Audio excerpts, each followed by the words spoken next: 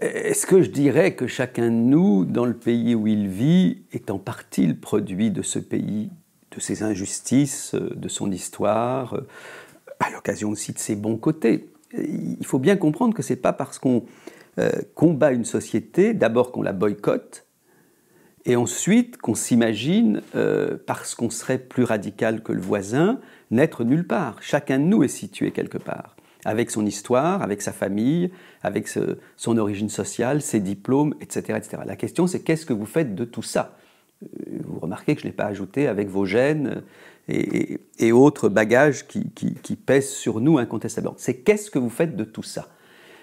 Voyez par exemple, moi qui ai la chance d'avoir une situation financière plutôt privilégiée, parce que j'ai toujours eu des métiers qui m'ont permis de vivre très bien, on me dit parfois, comment se fait-il que vous votez à gauche? J'ai entendu ça depuis toujours. Bon. Ce à quoi je réponds en général, je voterai à droite le jour où tous ceux qui gagnent moins d'argent que moi voteront à gauche. Bon. On voit bien que ça n'est pas parce qu'on est de telle ou telle partie disons de l'échiquier financier qu'automatiquement on peut déduire pour qui ou pourquoi vous votez. Je pense que la question, c'est ce que vous faites de ce que vous êtes. Et donc, évidemment, que nous portons le poids par exemple, des diplômes que nous avons eus. Je ne pense pas que ça nous compromet pour autant automatiquement. Alors, je suis marxiste et donc je crois effectivement que l'origine de classe a une fonction. La question simplement, c'est de savoir qu'est-ce qui est le plus important dans votre histoire. Dans mon histoire personnelle, par exemple, j'ai toujours considéré que ce qui était déterminant, c'est le fait que 99,9% de ma famille était morte dans les camps de concentration nazis parce que nous étions juifs. Que ça a orienté toute ma vie. J'allais dire professionnelle, personnelle, toute ma vie a été orientée par ça. Je continue de vivre, de parler, d'agir sous le regard de tous ces parents, grands-parents, oncles, tantes que je n'ai pas connus. Bon. Et je trouve que pour moi, dans ma vie personnelle, c'est plus déterminant que tout le reste. Bon. Je ne dis pas pour autant que le fait que je sois fils d'un médecin qui a réussi à un moment donné plutôt à bien gagner sa vie, par exemple, ou que je sois normalien, ou je ne dis pas que tout ça n'a pas d'incidence. Chacun choisit aussi ce qu'il fait de sa vie. Ce qui m'intéresse, moi, dans le média, c'est de regrouper un certain nombre de gens sur des valeurs communes, sur, finalement, un certain nombre de choses qui peuvent nous rassembler. Donc c'est vrai que je n'ai pas un point de vue de ce point de vue, enfin, que je n'ai pas un point de vue d'exclusion. Je considère qu'il y a, en tout cas pour ce média, je ne parle pas pour l'ensemble des problèmes qui se posent dans la vie politique, que pour ce média peuvent y venir des gens qui sont ce qu'ils sont. Bon.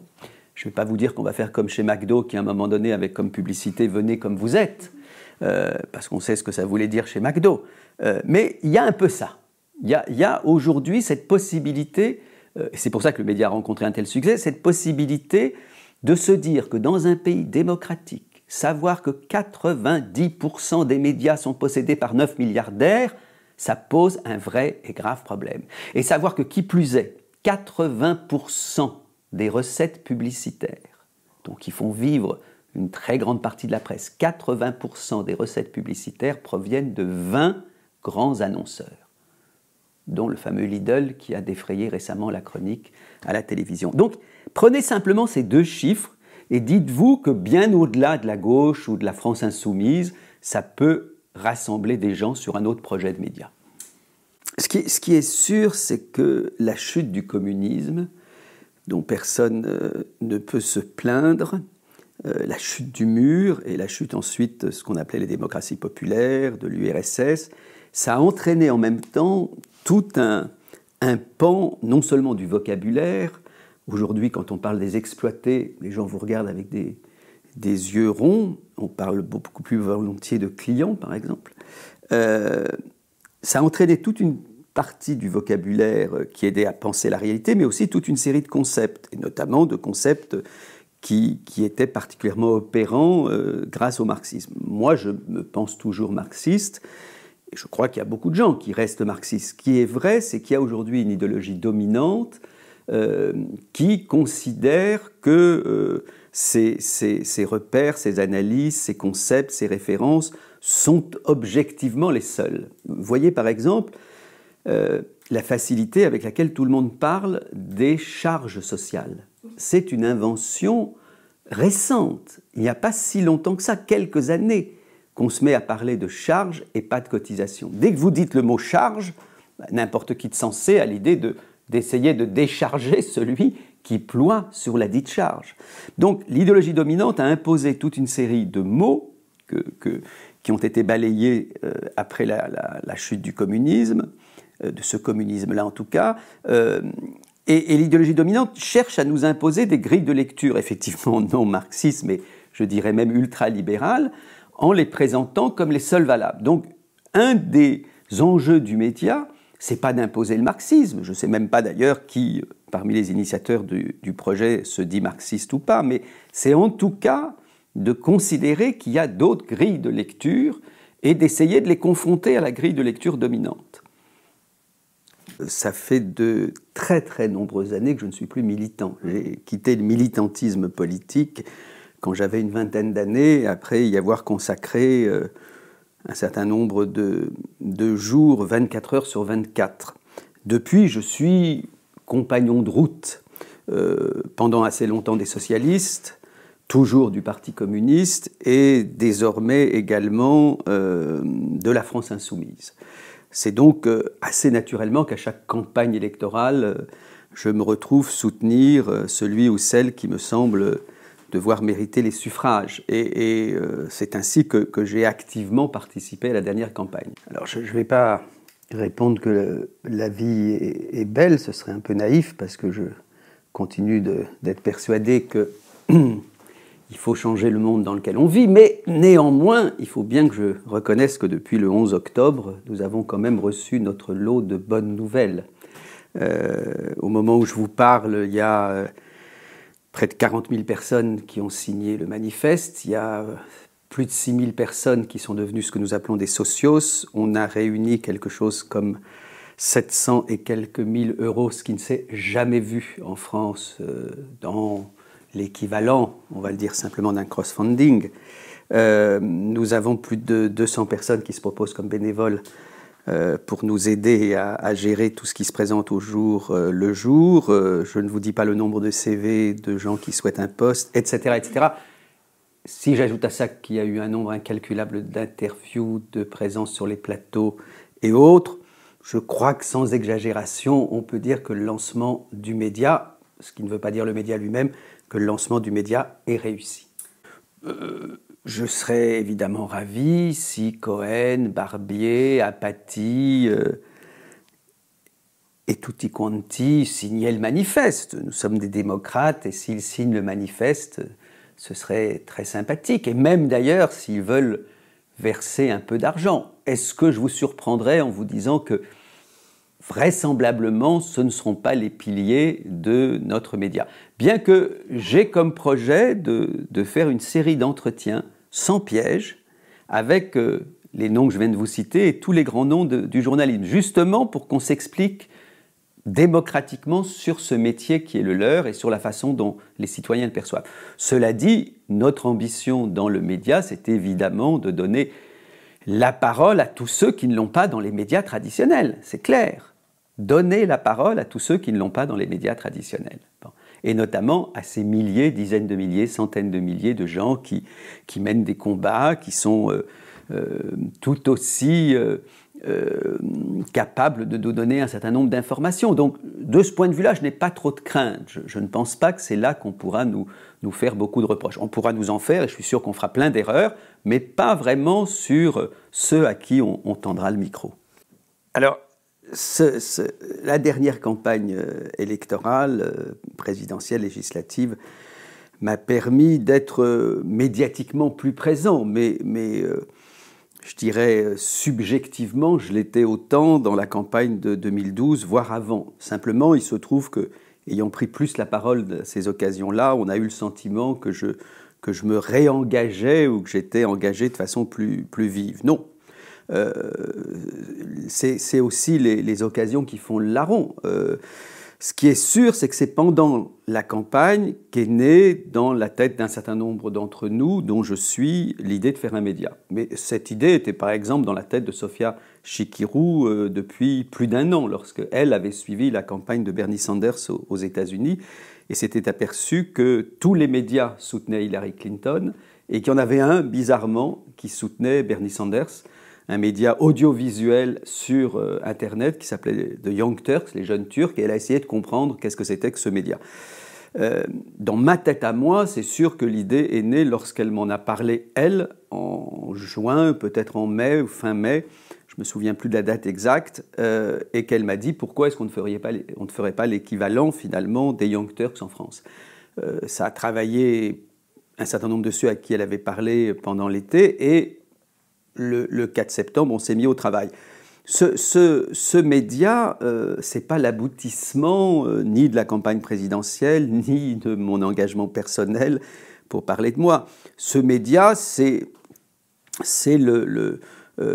manifestement l'idée qui est capable aujourd'hui de réunir encore plus largement que Mélenchon ne l'a fait avec ses électeurs. J'ai fait partie en son temps d'un mini-média, mini-mass-média, qui s'appelait l'âne, et qui était en fait un magazine de psychanalyse, dont le slogan à l'époque, je m'en souviens, était « Peut-on mass-médiatiser autre chose que des conneries ?»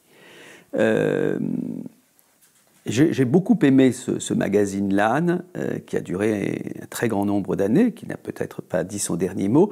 Donc c'est vrai que j'ai l'idée qu'on peut non seulement mass-médiatiser autre chose que des conneries, mais qu'on peut profiter des moyens qui sont actuellement les nôtres pour, qu'est-ce qu'on va dire, dans un certain nombre de cas de figure, élever un peu le niveau. Alors, il faut toujours se méfier d'être trop prétentieux, mais prenez simplement le débat tel qu'il se pratique à la télévision mainstream. J'y participe souvent. Je participe souvent à des débats dans la télévision mainstream. C'est vrai que je rêve d'une autre façon de faire des débats à la télévision, où on ait plus de temps, où on puisse aborder des questions plus de fond, où on puisse aborder certains sujets qu'on suppose plus marginaux.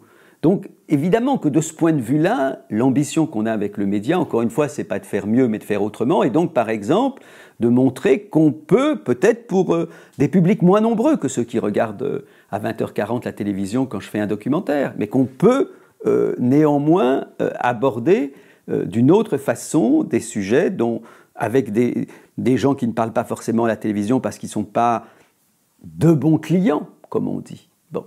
Oui, tout ça c'est l'ambition du média. Moi, en tout cas, une fois le lancement fait, je ne me retirerai pas, mais je ne prendrai peut-être pas la place tonitruante que j'ai actuellement. Et parmi les choses que j'aimerais faire, en tout cas dans ce média, c'est notamment l'organisation d'un autre type de débat démocratique. Alors, j'espère pouvoir toujours continuer à réaliser des documentaires pour la télévision mainstream, notamment pour le service public et notamment pour France 3. Je suis là en train de préparer le prochain documentaire pour France 3 à l'occasion des 30 ans de la mort de Françoise Dolto. Je réalise avec Anaïs Feuillette un prime time sur Françoise Dolto. Bon. C'est déjà un sujet un peu pointu et je trouve formidable de pouvoir le faire sur le service public à 1 heure de grande écoute. En même temps, il y a des sujets de documentaires peut-être plus difficiles à faire passer sur les télévisions mainstream que je ferai très volontiers pour cette télévision-là. Je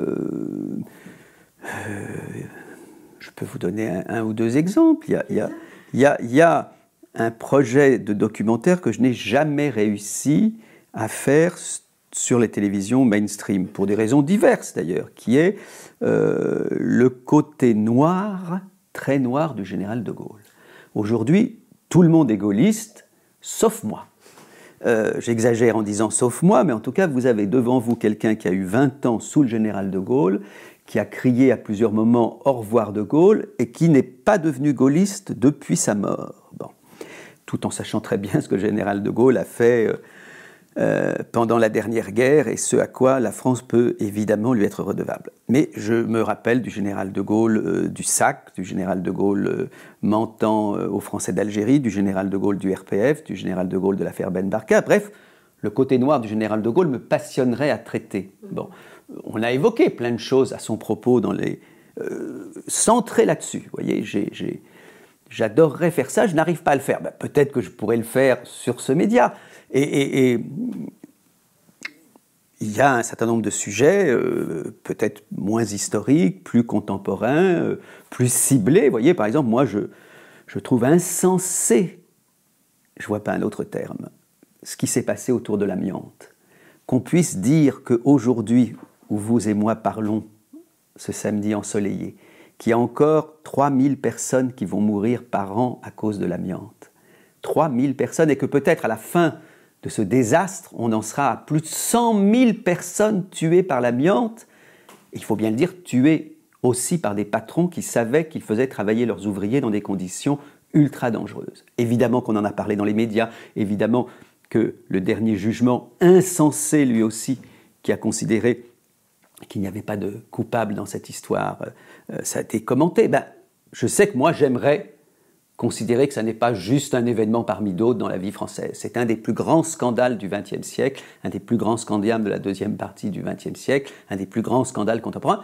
Je sais que j'aurais du mal à en faire un doc sur les télés mainstream parce que c'est sinistre comme sujet, il faut bien dire, puisque la vie de tant d'hommes est en jeu, parce que c'est peut-être technique, parce que, n'empêche que moi, et je terminerai là-dessus, quand on m'évoque parfois dans les médias la violence de Jean-Luc Mélenchon, bon, que je connais bien, je réponds, mais Jean-Luc Mélenchon, c'est un agneau, hein, c'est un doux agneau comparé à un certain nombre de patrons qui ont laissé crever des milliers d'ouvriers en sachant que c'était dangereux simplement pour gagner un peu plus de fric.